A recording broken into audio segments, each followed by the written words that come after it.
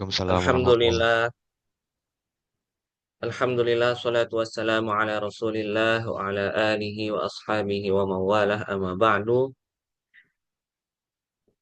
Eh, Puji syukur kehadirat Tuhan Allah Subhanahu wa taala yang telah memberikan kita kesempatan sehingga kita bisa menggelar acara naksir yang ketiga di edisi kali ini, dan di sini kita sudah ditemani oleh narasumber kita yaitu Mas Muhammad Askarijal yang pada kesempatan kali ini akan membagikan hasil penelitiannya yang berkaitan dengan interaksi isu gender dalam karya tafsir modern atas kasus ayat poligini, yaitu dua ayat ya yang dikaji di sini, yaitu surat An-Nisa ayat 43 dan ayat 129.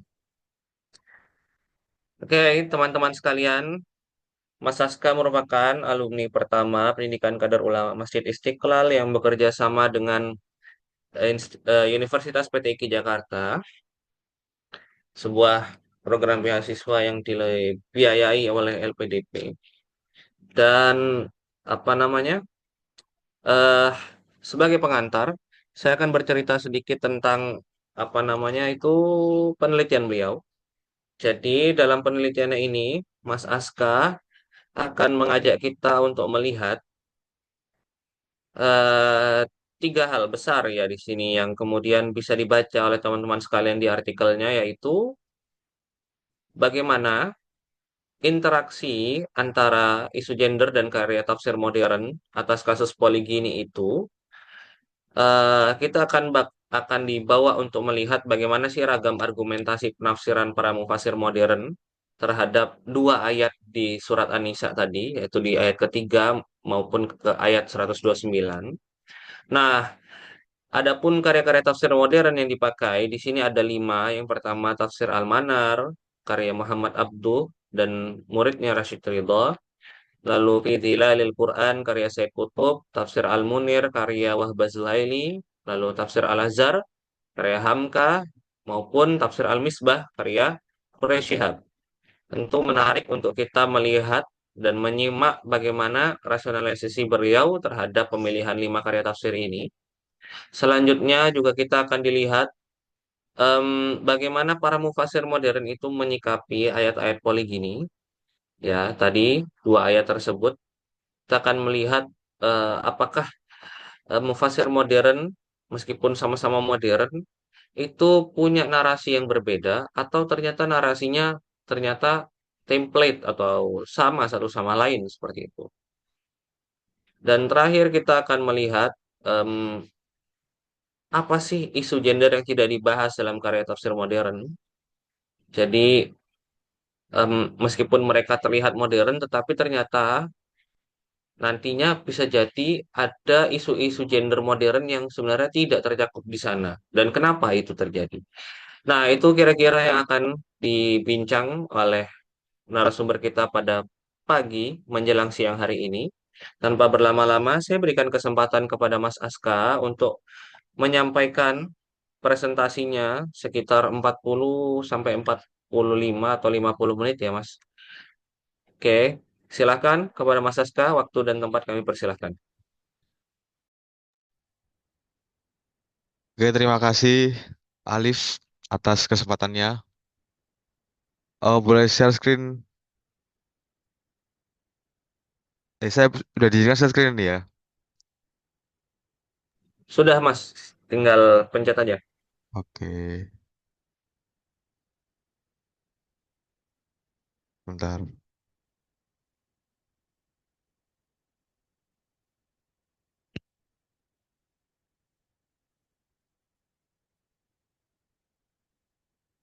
Oke, sudah muncul di layar presentasi saya. Sudah, Mas, aman. Sudah ya. Oke. Assalamualaikum warahmatullahi wabarakatuh. Terima kasih. Waalaikumsalam. Pertama saya ucapkan terima kasih atas kesempatan yang diberikan oleh uh, IK Tafsir yang bekerjasama dengan uh, Universitas PTIG yang menyelenggarakan acara ini. Di sini saya akan sharing mengenai tesis saya yang sudah disidangkan tahun lalu. Jadi, eh, kalau tesis saya judulnya adalah Interaksi Modernitas dan Isu Gender dalam Karya Tafsir Modern atas Ayat Poligini. Jadi di sini tuh saya akan menjelaskan ya secara singkat apa-apa saja yang dibahas dalam tesis saya yang sudah diujikan tahun lalu. Baik, pada kesempatan kali ini saya akan menjelaskan beberapa bagian ya. Yang pertama, latar belakang masalah, yang kedua, pembatasan dan perumusan masalah, yang ketiga, hasil dan analisa.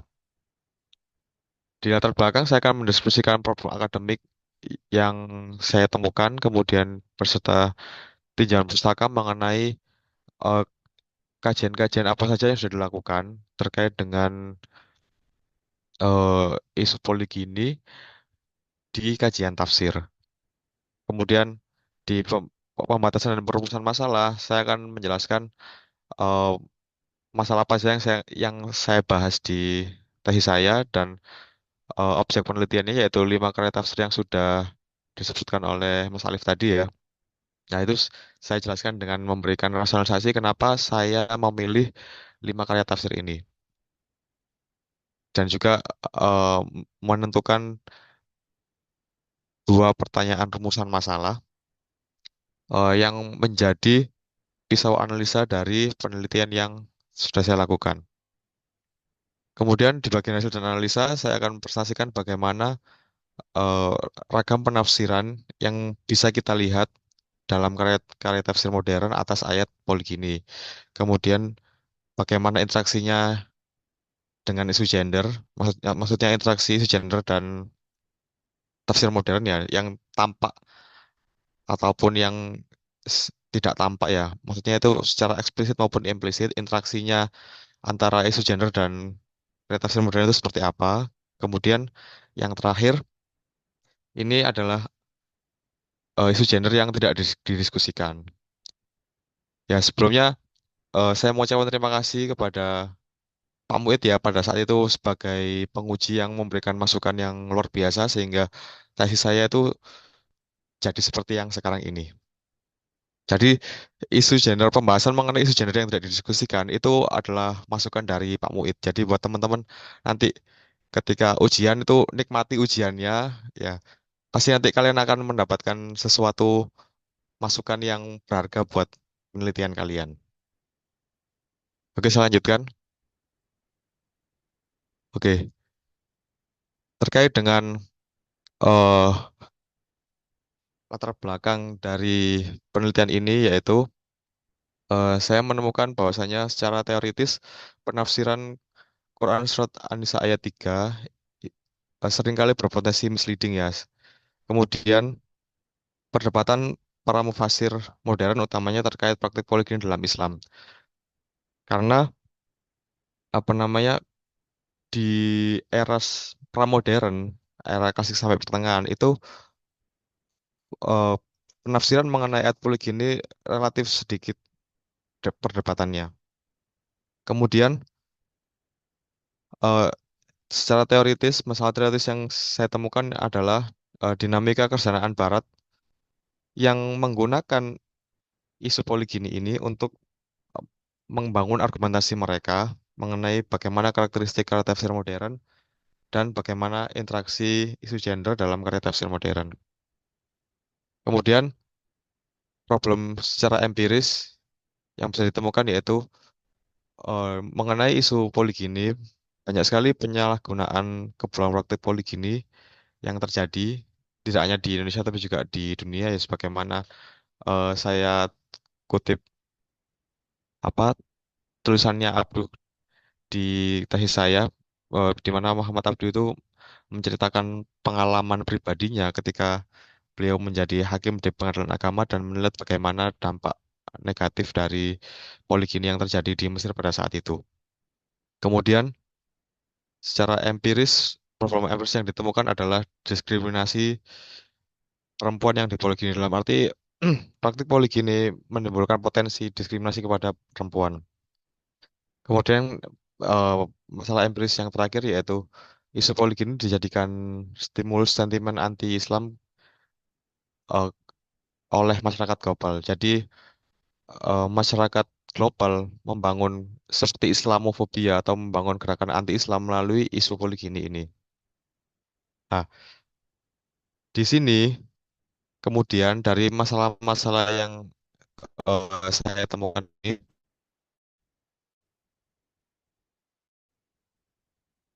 saya kemudian membatasinya ya, membatasi permasalahan yang akan saya bahas.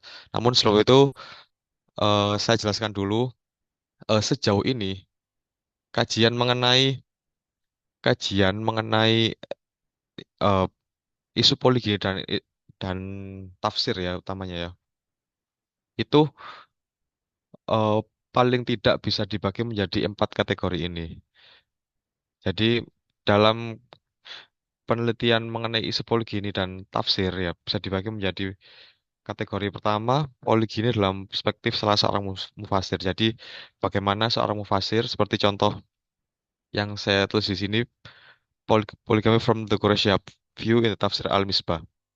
Jadi di sini eh, bagaimana pandangan seorang Quraisy terhadap poligini dalam Tafsir Al-Misbah. Kemudian ada juga penelitian yang eh, mengenai isu poligini dan kajian tafsir.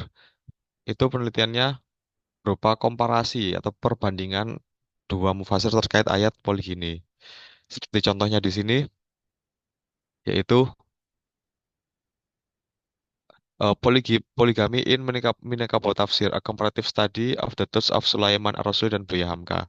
Nah, di sini penelitian ini membandingkan dua pemikiran atau ya dua pandangan yang mengenai poligini dari dua mufasir yaitu Sulaiman Ar-Rasul dan Buya Hamka, yang mana keduanya merupakan mufasir dari Minangkabau.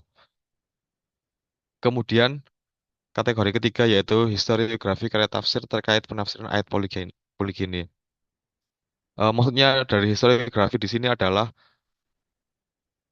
eh, membaca tafsir poligini secara periodik ya, secara diakronis. Jadi seperti contohnya di sini kan sejarah dan dinamika tafsir Al-Quran di Indonesia, membaca ayat poligami dari tafsir Al-Azhar dan Al-Misbah.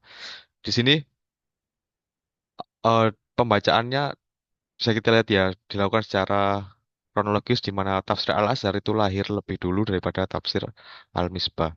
Dan ini sama-sama, maksudnya ini lahir sama-sama di abad modern ya, tapi urutannya tafsir Al-Azhar terbit lebih dahulu, kemudian tafsir Al-Misbah. Lah ini maksudnya apakah dari tafsir Al-Azhar seiring berjalannya waktu apakah ada pergeseran atau apa ya isu-isu baru yang dibahas dalam penafsiran itu? Nah, itu yang dilihat dari penafsiran historiografi karya tafsir terkait ayat poligini. Kemudian kategori yang keempat yaitu reinterpretasi kontemporer atas ayat poligini. Jadi eh, penelitian ini membahas mengenai pandangan-pandangan ini ya sejarah kontemporer. Seperti di sini saya contohkan poligami in Nasr Ahmad Abu Zaid perspektif ya. Jadi ini poligami dalam perspektif Nasr Hamid Abu Zaid, atau ada yang juga yang menulis dalam perspektif Abdullah Said atau mungkin dalam perspektif Azur Rahman dan lain-lain. Lah itu eh, apa namanya kajian mengenai isu poligini dan tafsir itu secara garis besar bisa dibagi menjadi empat kategori ini. Penelitian saya cenderung pada kategori ketiga ini ya, di mana saya melihat karya tafsir modern ya sejak zaman Abduh, karya Abduh sampai terakhir Al-Misbah, tujuannya untuk melihat bagaimana perkembangan penafsiran ayat poligini sejak era modern awal sampai yang terbaru. Seperti itu. Oke, saya lanjutkan ke pembatasan dan perumusan masalah. Oke, setelah setelah tadi saya sebutkan uh, ada tiga masalah teoritis dan tiga masalah empiris, penelitian ini saya fokuskan hanya membahas masalah teoritis saja, utamanya pada fokus ini ya, penafsiran ayat poligini dalam karya tafsir modern. Nah, pembatasan objek penelitian ini dari sekian banyak karya tafsir modern, seperti yang sudah disinggung oleh Mas Alif tadi ya, moderator, bahwasanya saya memilih 5 karya tafsir yang dapat dilihat di sini ya. Tafsir Al-Manar, karya Abdu, Fi Dhil Quran, karya Said Qutb, At-Tafsir Al-Munir, karya Wahbah Zuhaili, Tafsir Al-Azhar, ya, karya Abu Hamka, dan Tafsir Al-Misbah, karya Quraish Shihab. Kenapa saya memilih 5 kitab tafsir ini? Alasannya adalah yang saya ucapkan tadi bahwasanya ini adalah karya tafsir yang eh, lahir di era modern dan di waktu yang berbeda-beda. Seperti contoh, Tafsir Al-Manar itu terbitnya tahun 1948, kemudian Fidril Quran itu sekitar tahun 60-an, sampai terakhir Al-Misbah ini kan eh, 2000-an awal gitu lah ya. Nah, itu yang alasan pertama saya memilih itu supaya penafsiran ayat poligini bisa saya baca secara diakronis ya. Kemudian selain itu, eh, saya merasa kelima karya tafsir ini merupakan bisa dianggap sebagai karya tafsir yang representatif lantaran masifnya pendistribusian kelima karya ini ya, di mana kesemuanya ini sudah banyak terdistribusi, sudah banyak dicetak ulang, bahkan dua di antara karya tafsir ini yaitu Fidril Quran dan apa namanya At-Tafsir Al-Munir itu sudah diterjemahkan ke dalam berbagai bahasa. Sehingga eh, bisa dipastikan ini adalah tafsir yang representatif ya. Kemudian selain itu kenapa saya masukkan tafsir Al-Misbah dan tafsir Al-Azhar di sini? Lantaran saya melihat masih minimnya penelitian tafsir ya, utamanya tafsir dan isu gender dari karya-karya tafsir berbahasa non-Arab. Sehingga tafsir Al-Azhar dan tafsir Al-Misbah bisa berkontribusi untuk apa namanya melihat dunia Islam itu tidak hanya dari belahan Arab saja, tapi di belahan dunia yang lain seperti itu. Oke, saya lanjutkan. Nah, kemudian dalam penelitian ini saya menggunakan dua pertanyaan rumusan masalah. Yang pertama yaitu bagaimana rakam argumentasi penafsiran mengenai surat An-Nisa ayat 3 dan 129 dalam karya-karya tafsir modern yang dipilih. Kemudian sejauh mana interaksi modernitas dan isu gender dengan karya tafsir yang dipilih. Ya, dari dua pertanyaan ini tadi akan menghasilkan tiga pembahasan ya di slide-slide berikutnya.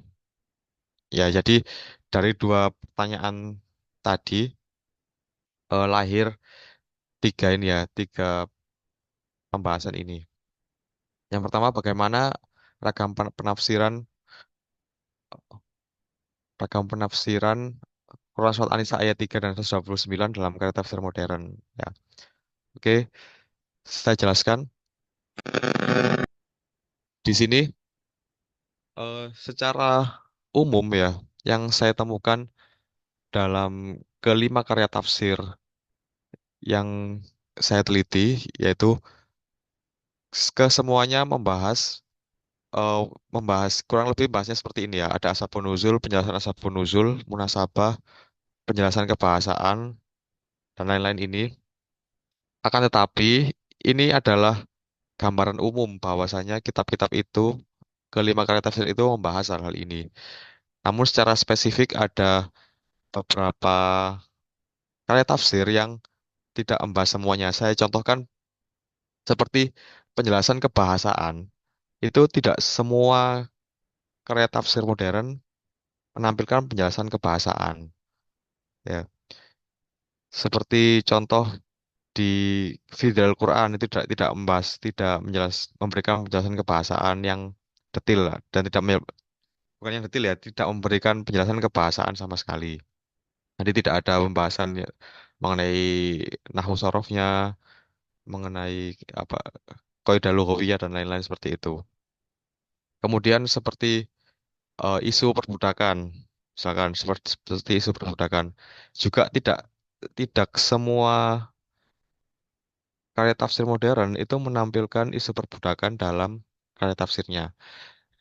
Ya, jadi yang menampilkan yang menampilkan isu perbudakan dalam karya tafsir modern itu hanya tafsirnya Said Kutub, Hamka sama Syihab itu di situ.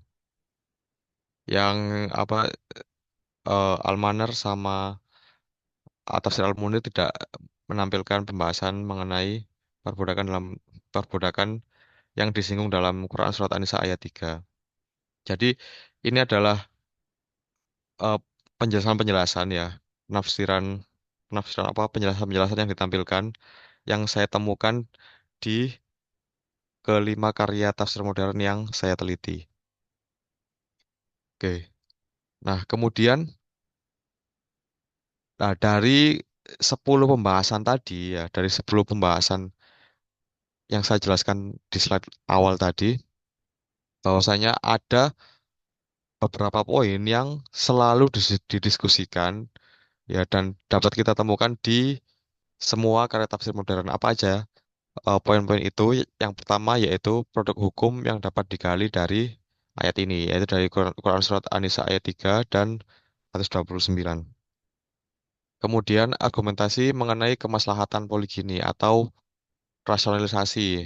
Kenapa eh, Islam mengizinkan poligini? Jadi itu semua karya tafsir menampilkan hal itu, menampilkan pembahasan mengenai ini, rasionalisasi kenapa Islam mengizinkan poligini dalam penafsiran Quran Surat An-Nisa ayat 3. Kemudian karya tafsir modern juga kesemuanya menampilkan penjelasan latar belakang pernikahan Nabi dengan para istrinya. Nah, kenapa mereka melakukan hal itu ya? Nah, ternyata pendiskusian 3 poin yang saya sebutkan sebelumnya itu memiliki dua tendensi besar ya. Yang pertama, pembahasan-pembahasan itu sebagai respon atas kritik Barat terhadap Islam terkait praktik poligini yang dianggap itu sebagai sebuah tradisi atau apa ya norma-norma yang bertentangan dengan nilai-nilai modern ya. Di satu sisi, di sisi lain pembahasan-pembahasan tadi itu juga sebagai respons atas penyimpangan praktik poligini oleh umat Islam saat ini ya. Jadi apa namanya tidak melulu soal merespon kritik Barat ya, tapi ini juga sebagai autokritik untuk umat Islam sendiri ya. Jadi para mufasir itu juga tidak menutup mata ya mengenai realita yang ada, bagaimana umat Islam pada zaman modern eh, banyak menyalahgunakan kebolehan atau izin poligini dalam Islam ya.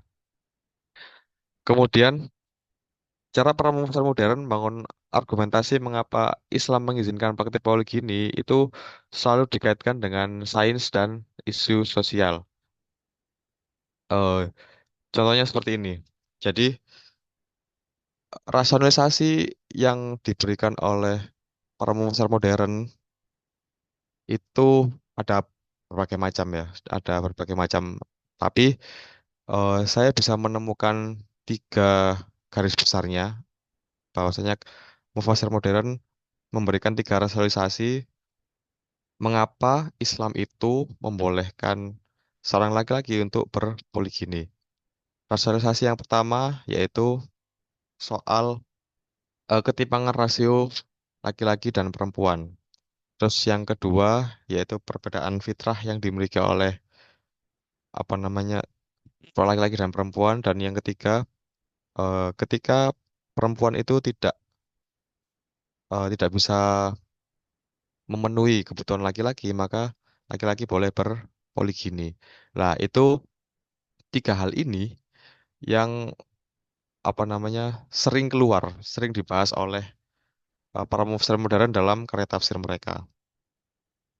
Nah, dalam membahas ketiganya, mereka selalu mengaitkan dengan sains dan isu sosial. Misalkan mengenai tadi yang pertama adalah perbedaan jumlah rasio laki-laki dan perempuan. Mereka mengatakan bahwasanya angka kelahiran laki-laki dan perempuan itu tidak seimbang, selalu lebih banyak perempuan. Ya, sehingga praktik poligini di sini bisa mengakomodir mengakomodir eh, kebutuhan biologis perempuan dalam arti ketika jumlah perempuan lebih banyak dan jumlah laki-laki lebih sedikit, maka ketika poligini tidak diperbolehkan, maka akan ada perempuan-perempuan yang tidak terakomodir apa namanya kebutuhan biologisnya seperti itu.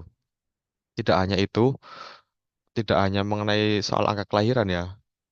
Ketika membahas rasio perbedaan jumlah laki-laki dan perempuan, beberapa mufasir itu mengaitkannya dengan kondisi abad 20 yang di mana eh, ketika abad 20 kan terjadi perang dunia itu ya.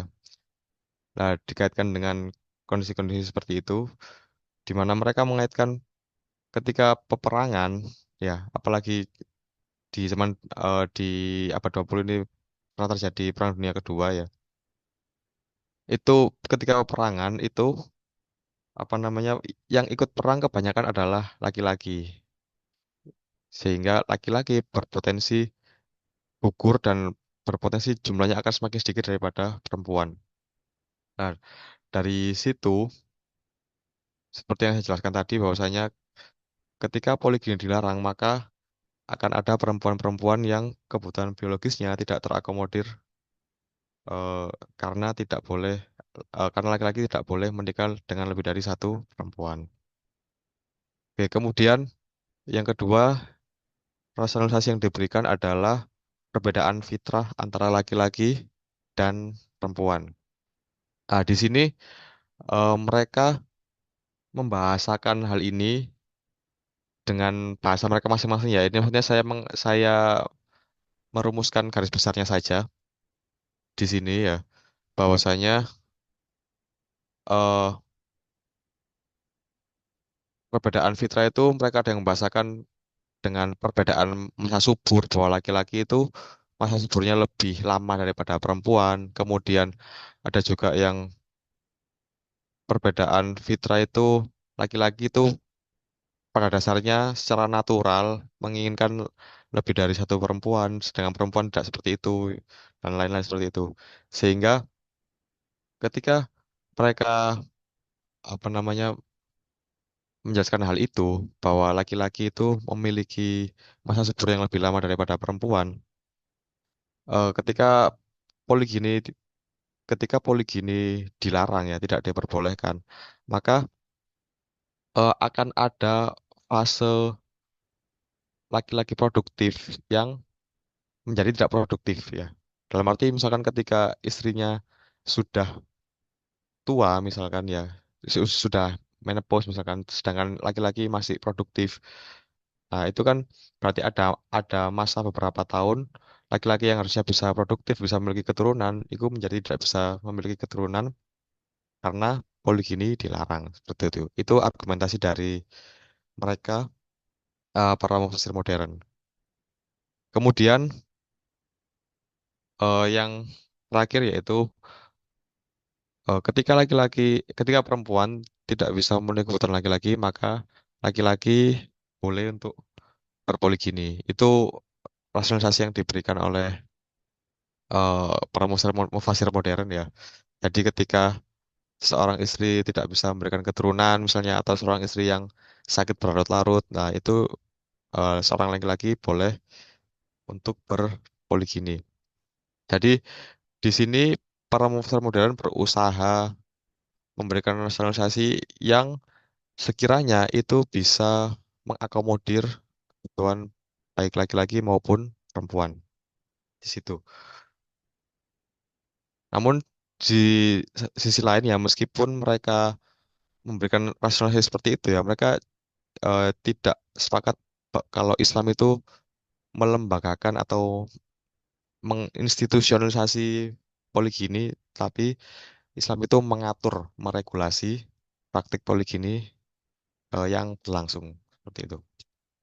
Jadi itu cara-cara mereka membangun argumentasi apa namanya argumentasi kenapa Islam mengizinkan poligini seperti itu. Kemudian Rashid Ridho ya ketika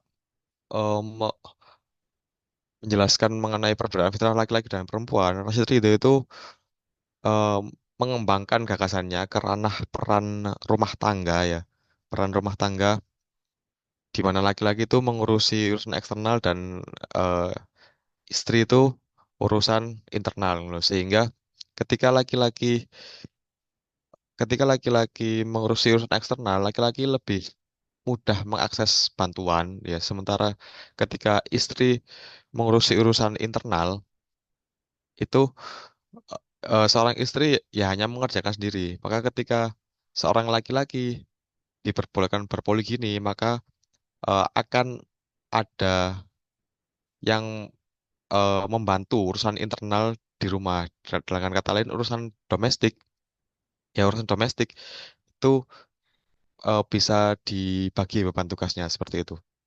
Itu pendapat dari itu ya, Rashid Ridho. Sementara Abdu sendiri, Abdu tidak memberikan rasionalisasi di apa namanya, mengapa Islam membolehkan poligini seperti itu. Jadi Abdu itu tidak tidak memberikan rasionalisasi kenapa Islam membolehkan poligini, tapi juga tidak melarang dengan keras ya, bahwa Islam itu melarang poligini juga tidak seperti itu.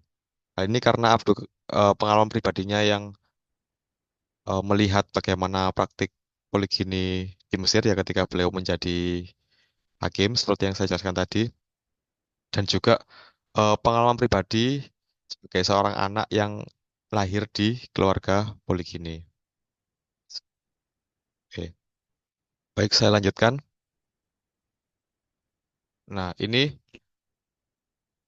isu gender yang tidak didiskusikan di karya tafsir modern ya, eh, seperti yang disinggung sama moderator tadi ya, bahwasanya meskipun tampaknya terlihat komprehensif ya, akan tapi ada celah ya, ada hal-hal yang ternyata itu tidak dibahas ya, tidak atau ketika dilihat dari kacamata gender itu mereka luput dari hal itu ya. Yang eh, kesan objektifikasi pada perempuan ya. Ya terlepas dari adanya kemaslahatan perempuan yang berusaha diakomodir ya dalam argumentasi seperti tadi yang masa subur laki-laki, perbedaan fitrah laki-laki dan perempuan, kemudian bagaimana apa namanya eh, perceraian itu bisa lebih mudarat daripada poligini dan lain-lain itu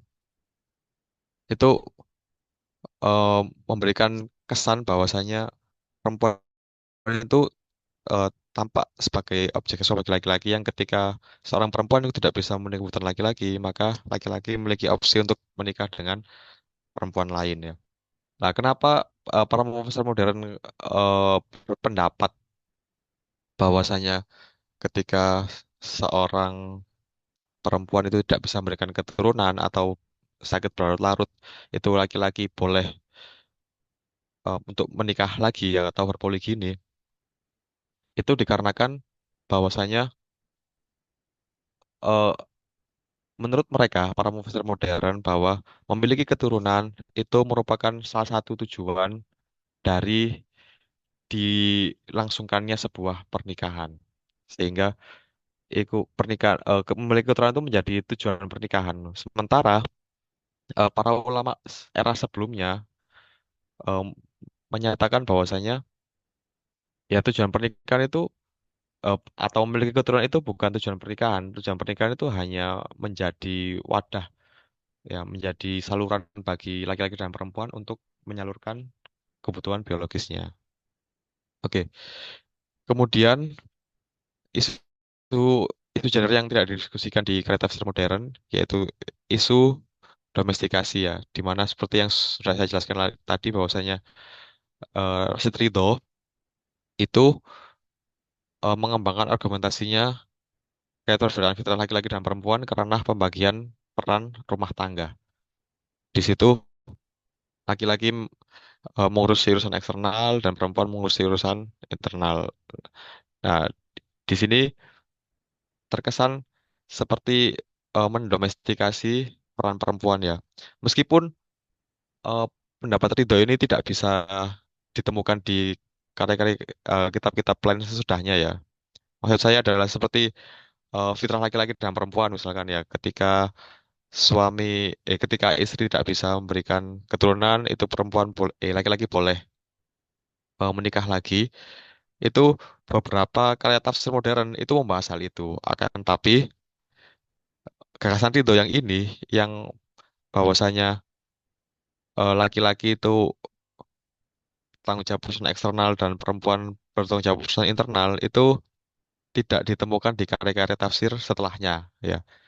Tapi meskipun tidak ditemukan karya tafsir setelahnya, juga tidak disinggung sama sekali seperti itu. Sehingga apa namanya, ini juga salah satu hal yang menurut saya luput lah dari perhatian mereka para filsuf modern dalam membahas isu gender dalam ayat poligini. Baik, mungkin itu saja yang bisa saya sampaikan pada pagi hari ini. Terima kasih atas kesempatannya. Saya kembalikan lagi ke moderator. Oke, terima kasih Mas Aska atas presentasinya. Em, Sangat sistematis ya. Tadi meskipun beberapa hal penting tadi tidak disampaikan atau tidak dituliskan ya di slide tadi. Seharusnya tadi tentang faktor rasionalisasi yang berkaitan dengan sains dan Ya, sosial ya. itu seharusnya tadi ditampilkan di presentasi sehingga kita nggak ngira itu stuck gitu. Em, Oh, sorry, baik sorry, teman-teman, sorry. eh, baik teman-teman sekalian, apabila ada yang ingin bertanya lebih lanjut, karena tadi presentasi yang sudah dibawakan oleh Mas Aska sangat jelas ya. Meskipun miss intonasi saja, coba deh intonasinya agak membara sedikit karena ini lagi puasa biar gak ngantuk. Oke, ada yang ingin disampaikan ataupun ditanyakan terkait dengan beberapa hal yang sudah dijelaskan tadi. Eh, karena itu bagi saya ini menarik ya, Mas Aska berhasil memotret perkembangan narasi dari penafsiran terhadap kasus Poligini yang itu secara eh, eksplisit ya bisa dilacak di dalam Quran dan bagaimana para mufasir modern menyikapinya. Dan bagi saya ini menarik sekali karena tentunya model yang sama, model riset yang sama bisa diterapkan juga untuk melihat beberapa karya tafsir lain dengan adanya pertimbangan apa namanya itu rasionalisasi tertentu seperti itu. Seperti kalau tadi Mas Aska pertimbangan rasionalisasinya memilih 5 karya tafsir itu adalah karena ingin melakukan kajian historiografi sehingga bisa melihat perkembangan narasi itu secara diakronis seperti itu. Nah, di sini saya memberikan kesempatan kepada teman-teman sekalian untuk memberikan apa namanya pertanyaan maupun respon terkait penelitian yang telah ditulis oleh Mas Saska. Kepada teman-teman silahkan. Di sini ada yang sudah masih setia membuka layar, ada Mas Asy'ari Syam. Silakan Mas, sambil kenalan-kenalan ini sama Ipih Tafsir. Oh, ada yang Oke, raise hand, Liv. silakan. Ya, Mas Zakiatul Fitriyah. Bagi yang tidak ingin raise hand juga bisa ditulis di kolom chat ya pertanyaannya. Silakan Mas Zakiatul Fitriyah. Ini Mas atau Mbak, sorry. Iya, terdengar Oh nggak ya iya, suara saya, Ustaz? sorry. Ya, Ya, terdengar. terdengar. Ya, Maaf ya, Mbak. Salah iya, tebak nggak tadi. apa-apa. Ya, Assalamualaikum warahmatullahi wabarakatuh. Waalaikumsalam Waalaikumsalam warahmatullahi. warahmatullahi. Saya sebelumnya terima kasih atas materi yang sudah disampaikan oleh Ustadz Askarizal ya. Tapi mungkin pertanyaan saya ini sederhana ya, karena tadi melihat apa yang sudah disampaikan dari sekian banyak mufasir modern yang dipilih oleh Ustadz Aska ini, eh, hanya 5 dan itu dari mufasir laki-laki. Nah, sebenarnya pertanyaan saya, eh, karena ini berkaitan dengan isu gender yang lagi-lagi sebenarnya yang tertimpa efek dari poligini itu sendiri adalah perempuan. Bagaimana kira-kira pandangan mufasir perempuan terhadap poligini dan adakah mufasir modern ya dalam hal ini, dan mengapa Ustadz Aska ini tidak memasukkan mufasir perempuan dalam konteks uh, isu terkait poligini. Terima kasih, Ustadz. Ya, Oke, pertanyaannya tertangkap dengan jelas ya, Mas Aska ya. iya, ya. Langsung direspon apa Eh, gimana? Langsung direspon aja, biar nanti Oke, bisa siap. saling apa namanya itu, bisa saling tektok gitu. Silakan. Oke, oke. Jadi, kenapa tidak memasukkan mufasir perempuan dalam karya tafsir objek penelitian saya? Karena apa namanya, sangat sedikit ya mufasir perempuan, mufasir yang perempuan. Dalam arti sejauh ini dunia tafsir itu masih didominasi oleh laki-laki, sehingga untuk menemukan karya tafsir dari mufasir perempuan yang menulis Al-Quran, menulis tafsir Al-Quran secara utuh ya, atau sebagian besarnya itu masih sangat jarang. Seperti Ibnu Syati itu kan nggak utuh, ya kan? Kalau nggak salah ya, itu kan juga nggak utuh. Kemudian ada juga beberapa mufasir perempuan yang lain juga ya masih sangat jarang, sehingga itulah kenapa yang saya pilih, kitab tafsir yang saya pilih itu mufasirnya laki-laki semua, karena memang pada kenyataannya sampai dengan hari ini ya kajian tafsir atau dunia tafsir ini masih didominasi oleh laki-laki. Tapi meskipun demikian ya bisa kita lihat bahwasanya meskipun didominasi oleh laki-laki tidak melulu menghasilkan apa namanya penafsiran yang misoginis ya, yang patriarkis ya. Jadi meskipun ada isu gender yang tidak tertangkap misalnya, tapi mereka apa namanya tidak serta-merta membolehkan dengan seenaknya seperti itu, tidak seperti itu ya kan ya. Mereka tetap mengutamakan pelindungan perempuan, mereka tetap mengutamakan apa pemenuhan kebutuhan perempuan ya, pemenuhan hak perempuan dan lain-lain. Jadi meskipun eh, isu gender ini dibahas oleh mufasir laki-laki, tapi mereka tetap usaha semaksimal mungkin untuk tetap mengakomodir kepentingan perempuan. Semoga menjawab ya. Oke, Mbaknya mau memberikan respon kembali atau tidak? Sudah, Ustadz. Terima kasih. Ya, saya izin memberikan beberapa tambahan ya. Jadi karena tadi seperti di awal, kalau Mas Aska itu memang fokusnya mengkaji dengan lensa diakronis, sehingga kajian historiografi. Nah, tetapi emang menarik kenapa kok Mas Aska mungkin saja dalam apa namanya rentang historiografis tersebut itu ada mufasir perempuan di situ, tetapi kenapa tidak diambil? Itu pertanyaan yang menurut saya cukup penting juga.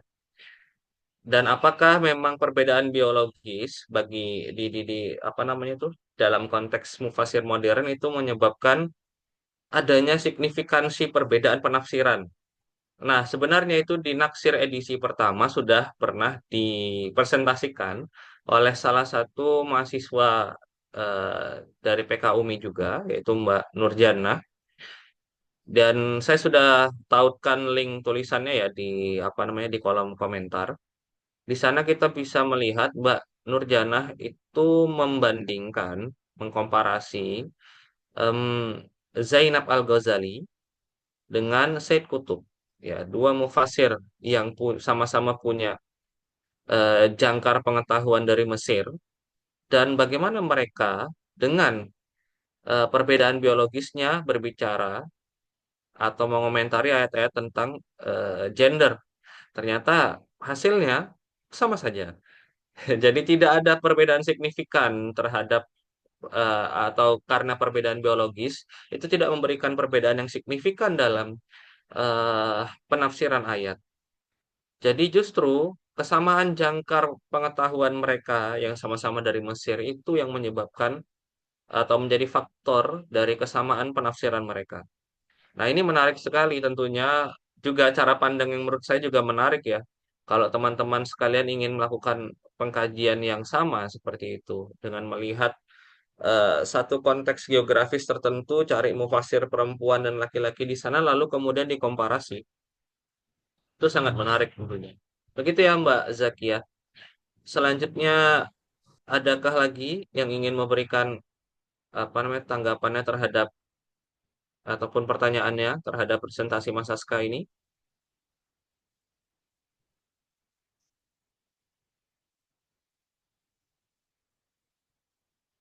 Oke, kalau belum ada, sambil menunggu saya ingin memberikan beberapa pertanyaan. Oh, sebentar, apa ini? Oh, saya ingin memberikan pertanyaan terkait bagian terakhir ya tadi Mas Aska ya. Bagian terakhir dari tulisan Mas Aska, di mana berbicara tentang isu gender yang tidak dibahas dalam karya tafsir modern. Oke, tentunya ini menarik Mas Aska untuk kita bincang bersama-sama ya. Kalau em, para mufasir itu terlihat sudah mulai mengakomodasi isu gender dalam karya tafsirnya seperti itu. Itu hipotesis yang Mas Aska gaungkan seperti itu.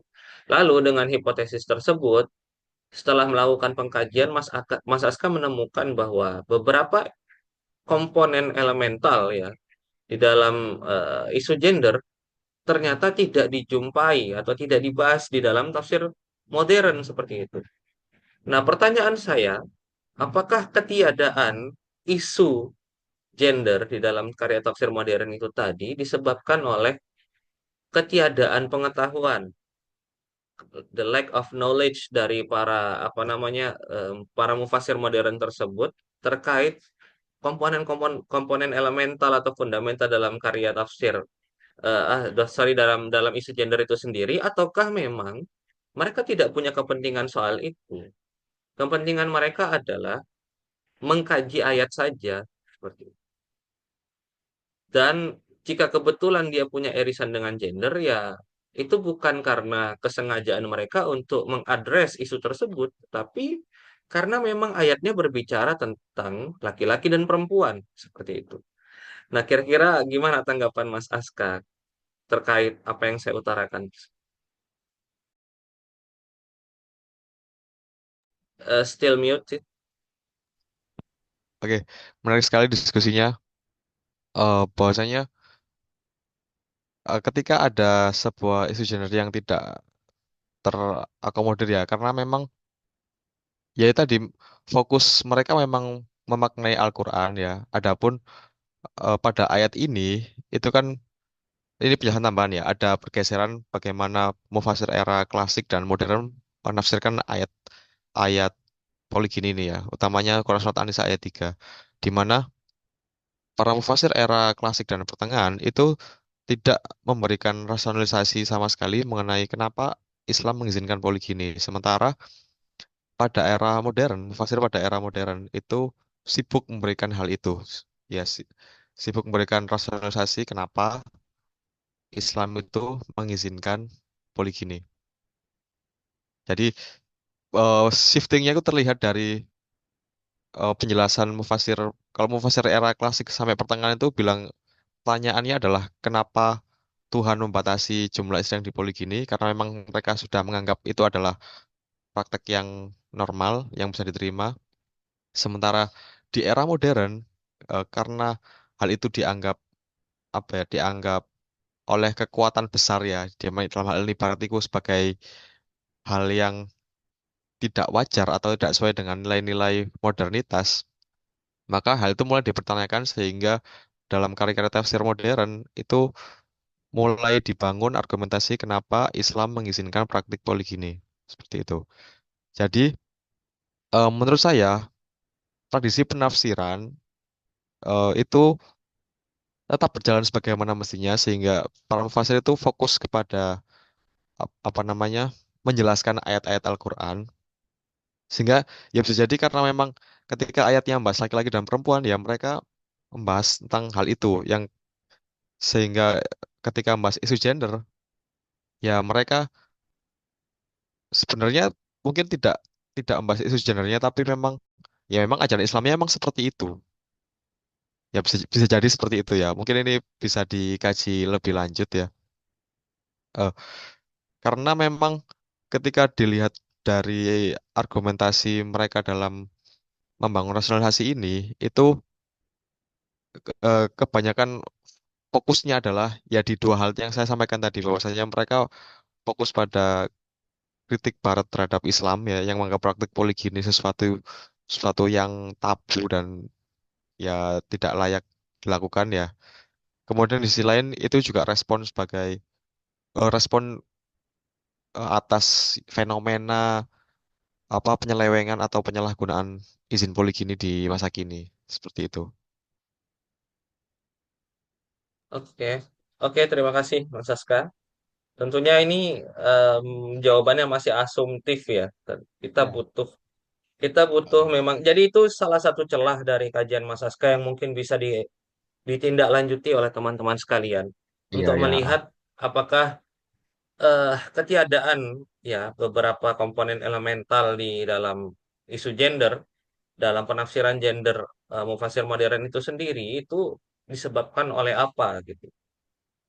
Apakah karena mereka tidak cukup pengetahuan tentang gender, lalu meskipun tidak cukup pengetahuan karena banyak sekali attack yang mengarah ke Islam berkaitan dengan isu-isu gender, jadi mau nggak mau mereka harus mengadres itu di dalam karya tafsirnya, ataukah mereka tidak punya kepentingan itu sama sekali, selain untuk memperlihatkan bagaimana sih apa namanya hubungan yang ideal ya tentang kedudukan perempuan dan laki-laki di era modern yang bisa saja itu tidak selalu harus dipengaruhi oleh dominasi barat seperti itu. Tetapi emang karena perkembangan keilmuan yang ada di ranah internal apa namanya jangkar pengetahuan mereka sendiri yang menyebabkannya. Nah, itu bagi saya sangat menarik seperti itu. Oke, Mas Aska, kita move to beberapa pertanyaan yang ada di kolom Ya. chat ya. Ada Oke. Ya, ini meskipun tidak cukup nyambung ya dengan diskusi kita, tetapi dia ingin tahu kira-kira Mas Aska punya nggak pengetahuan soal apakah ada tokoh pemikir Muslim modern yang memperbolehkan poliandri? Oke, Mas Aska boleh skip itu atau menjawabnya, silahkan, karena memang tidak langsung berkaitan dengan apa Ya. namanya eh, penjelasan atau presentasi Mas Aska. Lalu Ah. yang kedua, ini menarik ya. Jika poligini Nabi Muhammad dibingkai sebagai kepentingan dakwah, apakah ini tidak mereduksi agensi para istri beliau sebagai individu yang memiliki hak atas relasi setara dalam pernikahan? Oke, silahkan ini Mas Aska bisa dijawab dulu atau langsung ke pertanyaan selanjutnya juga ada. Mohon dijelaskan seberapa besar pengaruh paradigma dan worldview Barat tentang isu gender dalam tafsir modern. Oke. Oke, silakan Mas Aska. Oke, mungkin saya mau langsung jawab soal ini ya, yang bagaimana apa a- alasan Nabi alasan poligami Nabi itu sebagai kepentingan dakwah gitu kan ya. Apakah ini tidak mereduksi agensi para istri beliau sebagai individu yang memiliki hak atas relasi setara dalam pernikahan? Baik, eh mereduksi agensi itu ya perlu didiskusikan gitu ya. Ini reproduksi agensi itu yang seperti apa? Seperti itu. Sementara ya kita tahu Nabi itu ya tidak hanya kepada manusia beliau berbuat baik kan ya, tapi kepada seluruh alam itu berbuat baik gitu. Jadi kalaupun ada hal-hal demikian, ya yang dikatakan produksi itu yang seperti apa? Mungkin bisa diperjelas ya. Karena memang eh, para mufasir modern ya menyertakan kisah detil praktik poligami Nabi itu juga apa namanya tendensinya itu ya karena dua hal yang saya sebutkan dari awal tadi, yaitu respon atas kritik Barat terhadap Islam. Yang kedua juga apa namanya sebagai otokritik atas fenomena penyimpangan praktik poligami yang ada selama ini. Seperti itu. Kemudian, seberapa besar pengaruh paradigma dan worldview Barat tentang isu gender dalam tafsir modern? Jadi untuk eh, menjawab ini ya mungkin perlu kita apa ya, kita tarik mundur ya bagaimana modernitas itu masuk ke belahan dunia Islam ya. Kan modernitas itu sesuatu hal yang apa atau isu gender ya. Isu gender modernitas itu satu hal yang tidak lahir dari rahim Islam ya. Kan tapi itu adalah gagasan-gagasan Barat yang karena pada saat itu pada masanya mereka mendominasi kekuatan politik dunia sehingga mau tidak mau ya negara-negara Islam, umat Islam khususnya itu apa apa namanya menjadi terlibat dalam diskursus wacananya, diskursus gagasan-gagasannya, pemikiran politiknya dan lain-lain seperti itu. Jadi apa namanya modernitas dan isu gender itu bukan sesuatu hal yang lahir dari rahim Islam ya, sehingga itu yang membuat ya tadi yang saya katakan bahwa bisa jadi ketika membahas ayat-ayat yang tentang laki-laki dan perempuan itu hanya peririsan saja, yaitu ada kemungkinan seperti itu memang. Terus seberapa besar pengaruhnya atas tafsir modern ya? Kalau dibilang seberapa besar pengaruhnya, cukup berpengaruh lantaran tidak sedikit kalau misalkan di karya tafsir yang saya teliti ya, itu tidak sedikit mufasir yang mengutip eh, temuan-temuan sains terbaru lah yang notabene harus diakui ya bahwasanya dalam soal sains ya Barat memang lebih unggul daripada kita kan seperti itu.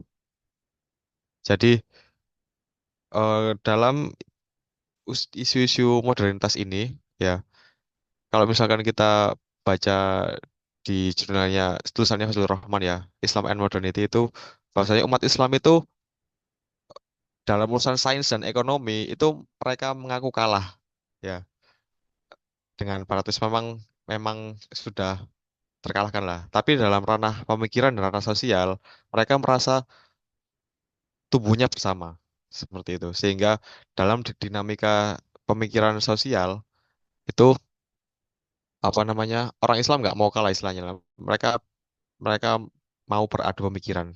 Makanya dalam karya tafsir modern ini eh, respon respon atas kritik Barat itu sangat kental sekali seperti itu. Seperti yang apa saya contohkan Buya Hamka itu dalam menjelaskan apa kisah poligininya Nabi, itu beliau menambahkan bahwasanya saya menuliskan kisah ini ya untuk mendudukkan perkara yang jelas bahwasanya Nabi itu Nabi itu poligini bukan hanya menurut hawa nafsunya tapi karena perintah dari Allah. Ya. Nah, kenapa beliau menulis seperti itu? Ya, Bli Hamka merasa bahwasanya kritik Barat terhadap Islam atas praktik poligini itu tidak hanya ditujukan kepada praktik poligini pada saat ini saja, tapi praktik poligini yang dilakukan oleh Nabi juga. Ya, sehingga Bli Hamka perlu menegaskan hal itu di karya tafsirnya. Oke, ya semoga menjawab ya hal itu ya. Oke, terima kasih Mas Aska. Jawabannya saya rasa itu sudah menjawab ya. Dan bahkan sebenarnya seberpengaruh apa sih paradigma Lotfi Bar terhadap isu gender dalam tafsir modern? Ya, dalam kajian ini juga mau tidak mau kita kemudian men-tackle isu gender dalam tafsir-tafsir ya. Karena apa? Karena kita sudah punya pemahaman tentang isu gender yang membuat kita atau memaksa kita kemudian kalau tidak mengkaji itu, maka kajian kita tidak relevan nanti sama modernitas. Kalau tidak kita men-tackle isu gender nanti tidak relevan dengan modernitas. Terus kalau tidak mendirikan PKUP nanti dianggap ulamanya tidak kontemporer, terlalu konvensional seperti itu. Ya, jadi kita seperti itulah ya. Maksudku beberapa argumen yang saya sampaikan tadi juga bisa dibaca di Quranic Interpretation Today karya Johanna Ping Joanna seperti Pink. itu. Oke, silakan ada Puang Fahri. Silakan eh, di mute, di unmute.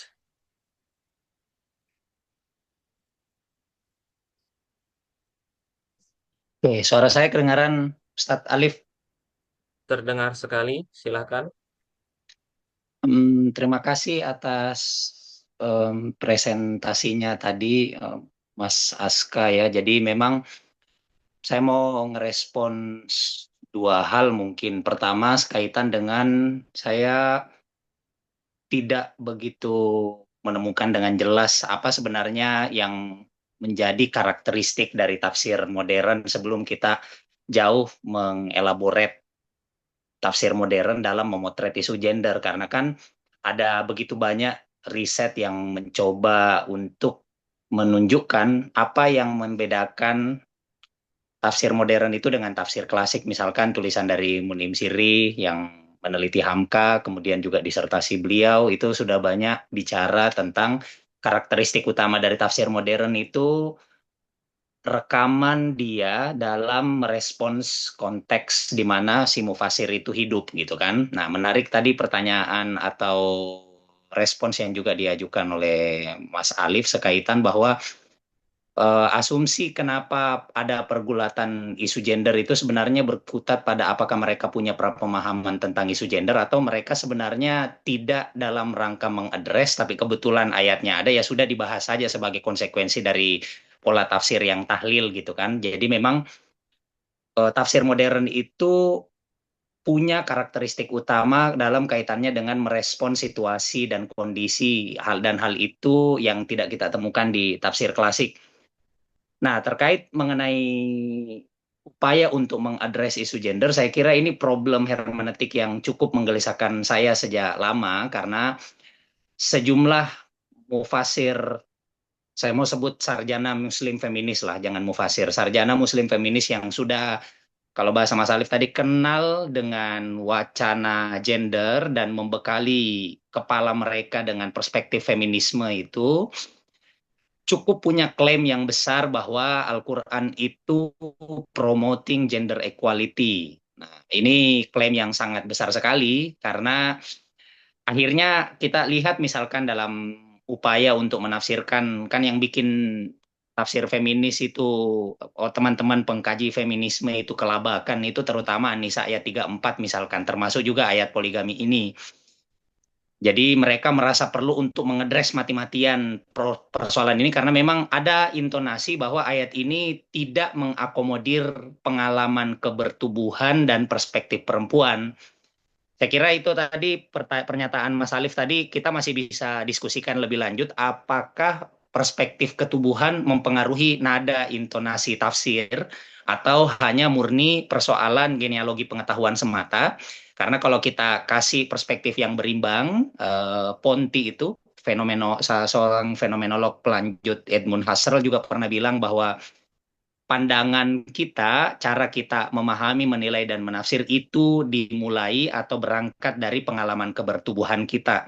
Jadi saya kira selain genealogi pengetahuan di mana mufasir itu berada, mungkin ini masih bisa kita uji dengan melihat rekaman-rekaman tafsir belakangan, ada implikasi dari perbedaan pengalaman kebertubuhan seorang sarjana dalam menyikapi isu tertentu.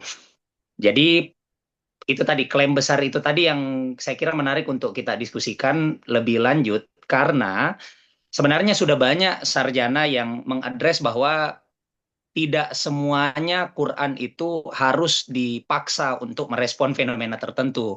Misalkan kayak Kesia Ali, Aisyah Hidayatullah, Omid Safi, itu juga sudah bilang ya kita agak kerepotan kalau untuk bilang bahwa An-Nisa ayat 34 atau An-Nisa isu tentang poligini ini punya visi monogami karena itu tidak tertuang di dalam teks gitu kan. Dan itu hanya peleburan horizon kita. Makanya seorang sarjana dari Iran itu Abdul Karim Soros itu pernah bilang kalau kenapa sih orang kayak Hamina Wadud itu tidak perspektif kesetaraan gender itu tidak ada didiskusikan di era klasik hingga di era modern, sesederhana bahwa ya memang perspektif feminisme itu belum begitu populer dan belum begitu dikenal pada waktu itu. Jadi ya wajar kalau misalkan nada atau serangan kritik maskulinitas dan patriarki itu tidak kita temukan di era Tobari hingga eranya Ibnu Katsir, karena memang ide mengenai gender equality itu belum ada pada waktu itu. Mungkin catatan kedua ya, masalah representasi tafsir modern. Saya kira kita perlu menyediakan perspektif berimbang bahwa tafsir modern itu sejauh yang saya amati cukup didominasi, terutama kajian-kajian terhadap tafsir modern pada perspektif yang mengorientasikan dirinya untuk menganalisis Sunni, tafsir Sunni. Ini yang saya cukup amati, entah itu di beberapa riset penelitian tesis, bahkan disertasi ataupun di esai-esai dan artikel jurnal, kita belum begitu banyak menginput tafsir-tafsir Syiah. Misalkan Al-Mizan fi Tafsiril Quran, saya kira itu sudah banyak sekali dicetak di mana-mana, misalkan kan. Terutama dengan banyaknya tafsir modern. Saya kemarin sejauh yang saya dokumentasikan, saya sempat menemukan ada sekitar 8 tafsir modern Syiah yang paling yang kita kenal itu cuma 2, Min Wahyil Quran Husain Fadlullah dengan mizannya Toba-Toba syukur-syukur kalau kita mengenal Al-Kashif karya Jawad Mughniya misalkan. Jadi itu mungkin di kedepannya supaya kalau kita bicara masalah representasi itu saya kira, tapi tadi Mas Aska sudah address di awal ya bahwa ini perihal sejauh mana dia banyak di print, didiseminasi, bahkan sudah diterjemahkan gitu ya. Itu alasan kenapa memilih 5 tafsir ini. Tapi kalau kita lihat, saya kira tafsir-tafsir Syiah juga sudah banyak yang di print, tersebar luas, di reprinting, publikasinya juga sudah banyak. Satu. Kemudian yang kedua, perihal representasi mazhab dan geografi saya kira penting juga untuk kita jadikan pertimbangan. Mazhab maksudnya ya selain Sunni kita perlu mempertimbangkan tafsir dari Syiah dan Ahmadiyah misalkan. Dari geografi kita bisa lihat Iran, Irak, dan Lebanon itu saya kira punya tawaran materi interpretatif yang kaya untuk kita diskusikan bersama. Mungkin terakhir ya, ini sebenarnya mau berupa pertanyaan terkait presentasi tadi, bahwa kalau kita asumsikan mereka itu merespons kritik Barat, ya ada tidak kita bilang bahwa mereka sebenarnya sedang mencoba mempreservasi supaya institusi poligami itu tidak terbatalkan oleh semangat zaman. Nah, artinya kalau misalkan mereka berusaha untuk mengevaluasi internal dan eksternal, eksternalnya mau mengevaluasi kritik dari Barat, internalnya mau mengevaluasi dari praktek menyimpang umat Islam, bisa tidak kita sebut bahwa para mufasir modern berusaha untuk mempreservasi institusi poligami agar Al-Quran itu sholih likulli zaman wa makan? Pertanyaan pertama. Pertanyaan turunannya berarti kalau kita jawab secara afirmatif, berarti kita bisa bilang bahwa tafsir modern belum mampu beranjak untuk memberikan satu evaluasi bahwa ada beberapa institusi ataupun praktik yang dilembagakan di dalam Al-Quran yang bisa kita batalkan hari ini. Misalkan mungkin ya sudah, instead of polygamy, kita proposing monogami misalkan. Dan ini sebagai prospek lebih lanjut kalau kita berani membatalkan institusi yang ada di dalam Al-Quran. Saya kira Itu pertanyaan saya ke Mas Aska, Mas Alif. Terima kasih. Oke, terima kasih Mas Fahri. Jangan-jangan juga kenapa kita tidak menggunakan karya tafsir Syiah? Karena kita sudah terlanjur berpegang bahwa aswaja yang benar. Jadi kita tidak mau menggunakan tafsir-tafsir Syiah karena seperti itu. Ya sama seperti apa yang dilakukan oleh para mufasir modern itu nantinya. Oke. Oke, sebelumnya sebelum Mas Aska menjawab itu, oke, di sini ada pertanyaan lagi, tapi nanti saja dah. Oke, silakan Mas Aska direspon dulu Oke. diskusi Terima dengan Mas kasih. Fahri. Ya, terima kasih atas respon dari Mas Fahri dan juga pertanyaannya sangat menarik ya. Bahwasanya apakah uh, Profesor Modern itu berusaha untuk mempreservasi tadi ya, mempreservasi institusi Poligini ini. Eh, s- Sepembacaan saya terhadap ayat ini itu saya merasa tidak ada upaya untuk itu. Ya, mereka hanya apa namanya berusaha untuk men- menjelaskan makna Al-Quran ya, menjelaskan ayat-ayat Al-Quran sesuai dengan tradisi tafsir yang sudah berjalan selama ini. Seperti itu. Jadi dalam karya tafsir modern itu tidak melulu apa namanya hal-hal baru saja yang ditampilkan, tapi mereka juga mempertahankan beberapa tradisi tafsir pada era sebelumnya ya, seperti penyebutan Ashabun Nuzul, kemudian penyebutan riwayat-riwayat dari para sahabat, penyebutan pendapat-pendapat ulama terdahulu itu juga mereka akomodir di sana. Nah, jadi kalau dibilang mufasir modern, mufasir modern itu mempreservasi ya, mempreservasi lembaga atau institusi Poligini ini untuk menjaga supaya Al-Quran itu soleh likul zaman memakan, bukan itu sih sebenarnya. Mereka mereka tidak berani atau memutuskan untuk tetap membolehkan Poligini justru karena analisis tekstual yang mereka lakukan dengan cara apa namanya membandingkannya dengan Quran surat An-Nisa ayat 129. Di situ jelas bahwasanya ketika menjelaskan An-Nisa ayat 129 bahwasanya keadilan hati itu sesuatu hal yang tidak bisa eh, dikuasai ya, tidak bisa dilakukan oleh manusia. Ya, sehingga hal itu menjadikan keadilan dalam poligini, keadilan yang harus dipenuhi dalam poligini ya keadilan material, adapun keadilan imaterial itu suatu hal yang tidak mungkin. Jadi saya merasa upaya preservasi itu tidak ada ya. Jadi eh, mereka tidak tidak secara tegas melarang ya, tidak secara tegas melarang poligini itu karena analisis tekstual mereka sendiri. Jadi kebanyakan mereka menganalisis dua teks tadi ya, surat An-Nisa ayat 3 dan ayat 129.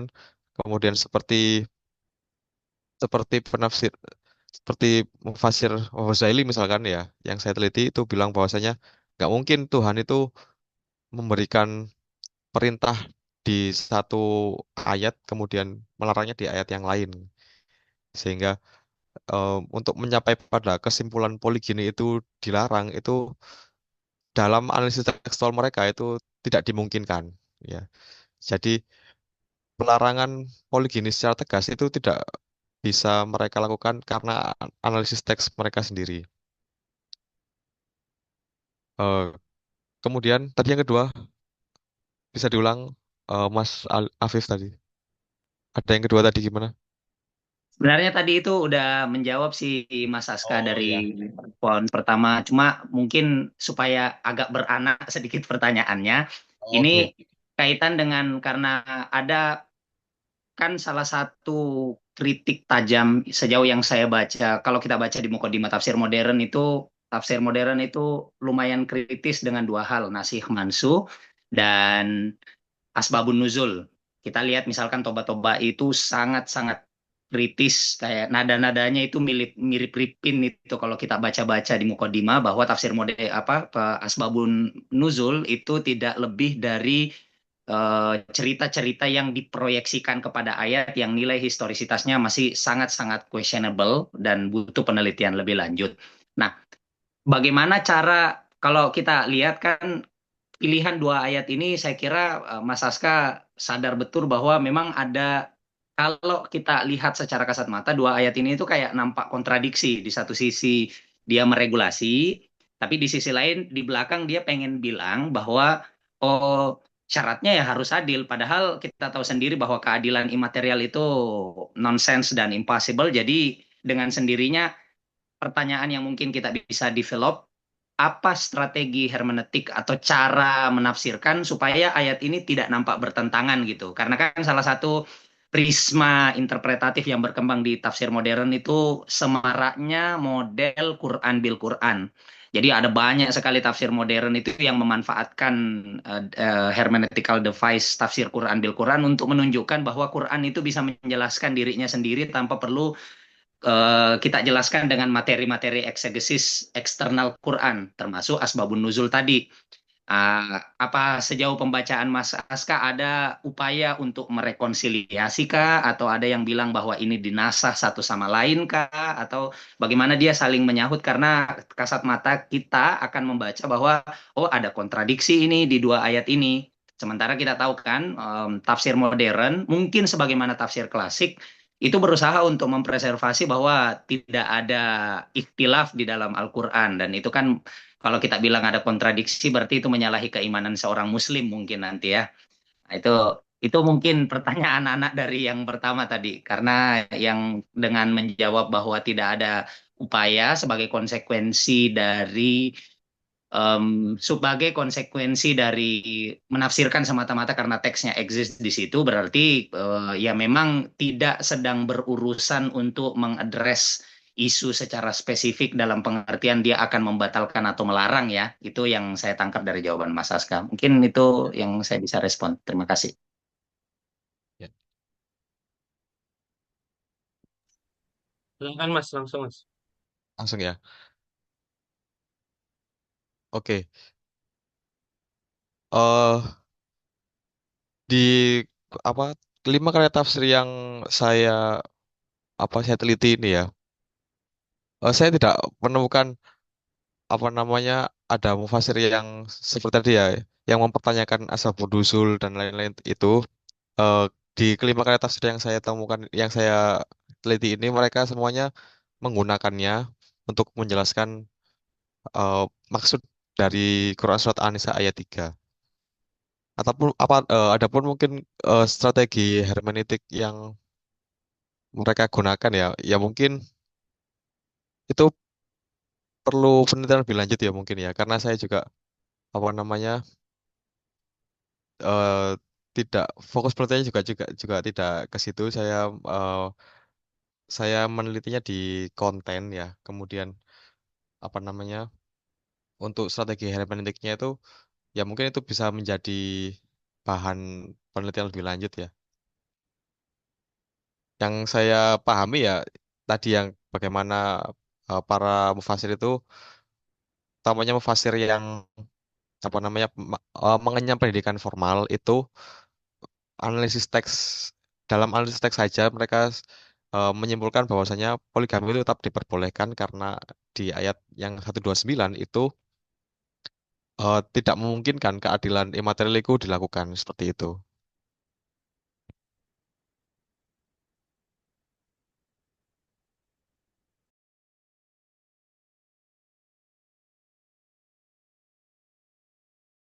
Oke, itu Mas. Ada lagi yang mau disampaikan? Sebenarnya itu bisa diperluas lagi diskusinya ke arah. Artinya kalau dia tekstual semacam itu, tentu ini kan nanti masuknya ke tafsir Quran bil Quran ya kan? Dan itu subjektif sekali. Jadi artinya teori tafsir Quran bil Quran itu adalah teori ilmiah yang dipaksakan nanti jadinya. Pseudo ilmiah karena dia subjektif sekali gitu.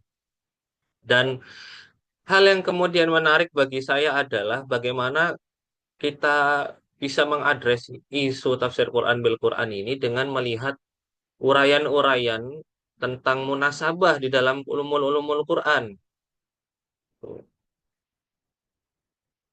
Jadi, wah itu bagi saya ini banyak hal yang bisa kemudian nanti dibongkar ya dari diskusi ini dan itu menjadi apa namanya ladang bagi kita yang mau jadi apa namanya farmer di sini ya untuk memanen ya termasuk Mas Fahri tadi yang sudah banyak sekali memantik ke arah yang lebih luas seperti itu. Dan oke, Mas Fahri mau ada tanggapan lagi sebelum saya beralih? Cukup, cukup Mas. Aman. Terima Oke, kasih Mas terima Aska kasih. atas jawabannya. Oke, terima kasih juga Mas Fahri. Terima kasih Kita Mas Fahri. move to beberapa pertanyaan di sini. Oke, tadi pertanyaan yang dari Musawir. Jika pernikahan Nabi hanya dilihat sebagai kepentingan dakwah, istri-istri beliau beresiko direduksi menjadi alat untuk mencapai tujuan religius atau politik. Padahal Al-Quran sendiri menegaskan prinsip kesetaraan dalam pernikahan. Surat 30 ayat 21 nih apa? Rum. Ya. Terus hak perempuan atas keadilan. Oke, Anisa ayat 3. Kalau mana tadi? Ini lanjutannya. Oh, jadi itu saja pertanyaannya. Jadi pertanyaannya itu ya. Oke, jadi kalau misalnya ini pandangan peoratif terhadap poligami Nabi. Jadi kalau Nabi berpoligami berarti kalau dalihnya kepentingan dakwah, bukankah itu sangat beresiko untuk mereduksi istri-istrinya sebagai jadi istri-istrinya ini kan pasangan maksudnya seperti itu. Terus direduksi ini statusnya dari pasangan menjadi alat Iya, politik paham, dan paham. religius Ah. gitu. Iya, iya, iya. Kira-kira gimana itu Mas Aska? Hmm, baik. Ya, ini sama seperti membaca teks dengan itu ya, apa, pemahaman kita yang sudah kita miliki. Bagaimana eh, kondisi pada zaman itu, ya seperti yang ya didiskusikan tadi ya sama Mas Afif tadi, bahwasanya kenapa pada masa Tobari tidak begitu gencar suara-suara kesetaraan gender, eh, kesetaraan laki-laki dan perempuan dan lain-lain seperti itu kan, karena memang ya belum ada, belum muncul di masa itu gitu kan ya. Nah, ketika kita melihat melihat konteks masa lalu dengan notion ya, dengan pemahaman masa kini, maka yang terjadi adalah ya tadi asumsi-asumsi yang seperti itu ya, di mana apa namanya seperti ini ya, yang agensi tadi ya, yang mereduksi perempuan hanya sebagai media untuk apa mencapai alat politik ya. Sementara eh, kita tahu bahwa misalkan kalau ngomongin teks kan Nabi itu kan diutus untuk rahmatan lil alamin kan seperti itu. Jadi ketika teksnya bilang seperti itu makanya dan ada juga riwayat-riwayat yang menyatakan bahwasanya Nabi itu ketika menikah itu juga perintahnya langsung dari Allah gitu kan. Jadi eh pertanyaan ini terkesan seperti tadi, seperti melihat kondisi masa lalu dengan pemahaman kita yang kita miliki sekarang gitu loh, sehingga timbul asumsi-asumsi seperti ini.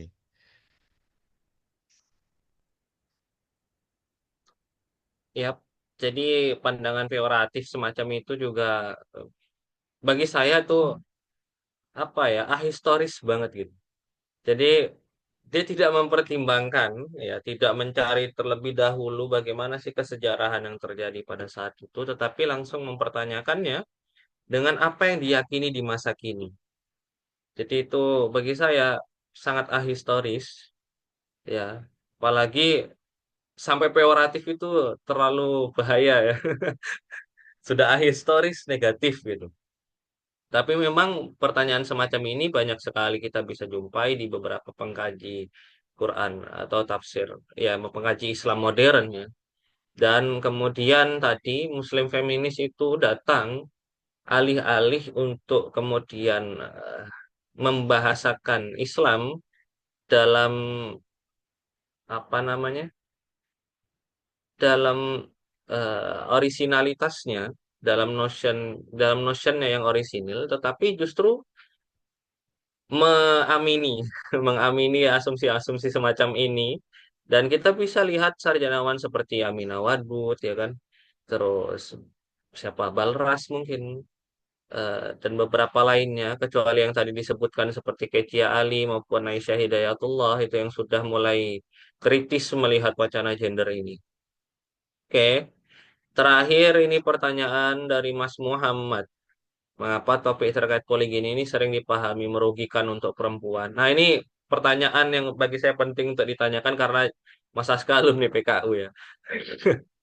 Kenapa, mengapa topik terkait poligini ini sering dipahami merugikan untuk perempuan? Bukankah seorang laki-laki yang menikahi beberapa perempuan itu berarti kewajiban untuk memberi nafkah itu bertambah? Mengapa sisi biologis dalam poligami selalu ditonjolkan oleh mereka yang menolaknya, alih-alih memperhatikan sisi lainnya yang pada senyatanya memberatkan laki-laki? Oke, silakan Mas dijawab.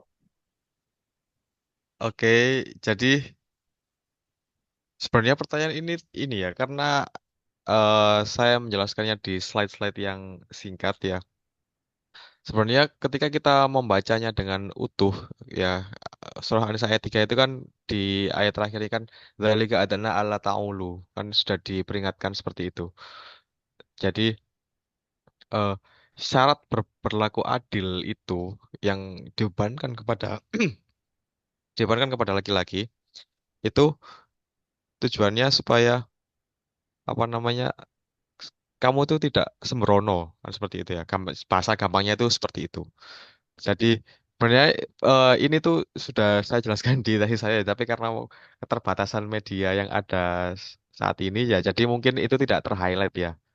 Karena memang apa namanya yang menjadi highlight di tesis saya itu adalah bagaimana argumentasi mufasir modern yang eh, merasionalisasi praktik poligini dengan cara mereka yang mengaitkannya dengan sains, dengan ilmu sosial, dengan kondisi perang di masa abad 20 seperti itu.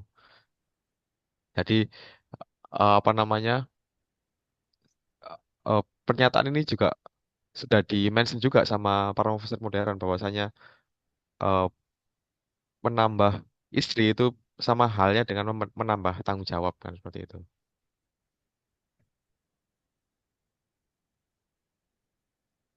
Oke, terima kasih Mas Aska jawabannya. Saya rasa itu udah. Ini, oke, saya rasa itu sudah menjawab sekali ya. Jadi ya kalau sisi memberatkan laki-laki, ya sudah tidak usah poligami. Begitu saja. Ya. Dan ini ada beberapa tulisan ini ya oh ya ini tadi Mas Fahri bilang ya, sekali-sekali coba kita lihat tafsir Syiah gitu, supaya tidak disuni-suni terus gitu. Nah, ini sudah dikasih inventarisir nih, silahkan direkam dulu untuk teman-teman yang tertarik untuk melanjutkan isu ini. Saya juga tadi memberikan satu link tentang tulisan yang menarik ya bagi saya. Judulnya The Sacred Feminine in Islam. Jadi tulisan ini si penulis Farah itu meyakini bahwa jika Islam terutama persoalan ya eh, persoalan ataupun diskusi Islam tentang bagaimana perempuan, bagaimana kedudukan perempuan, bagaimana peran perempuan itu dibaca secara orisinil ya dalam lingkup tradisi Islam sendiri tanpa perlu kita membandingkannya dengan cara pandang modernis yang sudah membawa bahasa dia itu paradigma absolutis feminisme, maka itu akan memperlihatkan kalau Islam itu jauh lebih ideal gitu. Bahkan dia bisa mengkritik cara pandang absolutis feminisme itu sendiri seperti itu. Nah, spirit itu yang saya pahami, yang bagi saya itu menarik dalam tulisannya Farah di Sermon at Court itu. Dan itu mungkin teman-teman bisa jadikan sebagai bacaan pengantar juga untuk memperdalam isu gender yang bagi saya sudah terlalu mentok ya, dan Mas Aska berhasil keluar dari situ. Dia bahas ayat-ayat yang kayaknya kalau orang-orang lain kaji itu bakal terulang aja deh gitu. Apa namanya kesimpulannya, terutama soal poligini ini gitu. Saya di IPIH saja itu sudah beberapa kali menolak tulisan yang membahas tentang Anisa ayat 3 gitu. Karena apa? Karena isinya sama saja gitu. Menggunakan metode tafsir kontekstual modern, terus kemudian baca ayat ini, ya sudah, tidak ada yang beda hasil penafsirannya, sama aja kayak saya baca tulisannya Aminah Wadud gitu. Karena Wadud juga cara berpikirnya pakai cara berpikirnya apa namanya Fazlur Rahman, dan mungkin dia lebih sophisticated menggunakannya daripada teman-teman sarjana baru seperti itu. Jadi bahkan tulisan Wadud yang lama itu terasa lebih segar daripada membaca tulisan-tulisan yang baru seperti itu. Nah, tetapi Mas Aska berhasil keluar dari lingkaran setan tersebut dalam tanda kutip, dan kemudian menjadikan Anisa ayat 3 kasus Poligini sebagai batu loncatan untuk melihat diskusi yang lebih besar seperti itu. Dan saya rasa itu yang perlu dilakukan oleh teman-teman yang kemudian punya apa namanya atau sedang menekuni dan menggiati kajian-kajian gender dalam Islam seperti itu. Oke, saya rasa cukup diskusi kita pada pagi sampai siang hari ini. Saya ingin memberikan kesempatan ke Mas Aska untuk memberikan statement penutup, ya, baik tadi yang mengkompilasi dari hasil presentasi, diskusi dan tanya jawab lain sebagainya. Silahkan Mas Aska. Oke. Oh, oke, baik. Mungkin closing statement dari saya tetap banyak membaca ya, tetap stay in dengan isu-isu kajian Al-Quran dan tafsir karena hanya dengan cara itu kita bisa menemukan celah-celah khusus ya, celah-celah tertentu untuk kita bisa apa ya, menyelesaikan tesis kita lah. Jadi eh, perbanyak membaca hal-hal yang memang itu menjadi interest kita sendiri gitu loh. Saya sendiri ketika menulis ini dipengaruhi oleh background saya S1-nya adalah syariah, Afalus Saksiyah, hukum keluarga Islam. Kemudian saya berusaha untuk ya bagaimana karena penasaran dengan ayat ini, kemudian saya berusaha melihat bagaimana sih kalau misalkan isu ini dibawa ke ranah kajian tafsir. Nah, ya, sampai akhirnya jadilah penelitian saya yang sudah disidangkan tahun lalu ini. Terima kasih.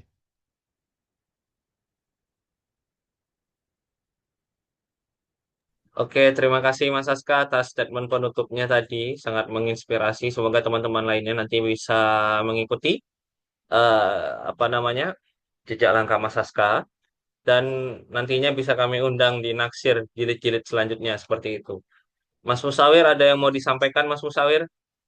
Musawir dari tadi ketawa-ketawa terus Mas Musawir ini ya. Kayak orang nggak puasa Mas Musawir ini. Mana Mas Musawir? Gas tutup. Oke, kita tutup saja ya teman-teman sekalian. Terima kasih. Sampai jumpa lagi. Nanti rekamannya bisa disaksikan di YouTube. Ya, nanti Mas Musawir akan upload itu. Oke, terima kasih sekali lagi Mas Aska sudah mau berbagi dan memantik diskusi yang sangat menarik pagi sampai siang hari ini. Kita tunggu lagi em, apa namanya kajian-kajian lainnya dari Mas Aska, dan tentunya kita akan berjumpa lagi dengan teman-teman sekalian di Naksir apa namanya ketiga, yang nanti akan berbicara tentang apa ya, nanti Mas Musawir yang akan membagikan itu, mungkin akan diselenggarakan di hari Kamis seperti itu.